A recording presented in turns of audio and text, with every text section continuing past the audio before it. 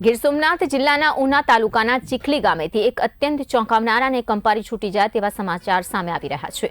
ચીખલી ગામે એક પ્લોટના જૂના વિવાદને લઈને બે પક્ષો વચ્ચે ચાલી રહેલું મનદુખ એટલી હદે વણસ્યું કે સમગ્ર પંથક હિંસાની આગમાં હોમાઈ ગયો।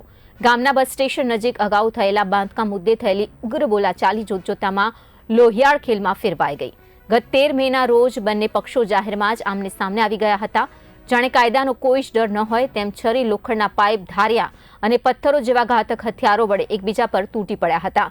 આ હિંસક અથડામણમાં મહિલાઓ સહિત અંદાજે 15 જેટલા લોકો ગંભીર રીતે ઇજાગ્રસ્ત થયા છે, જેમને તાત્કાલિક સારવાર માટે ઉનાની સિવિલ અને ખાનગી હોસ્પિટલમાં ખસેડવામાં આવ્યા છે।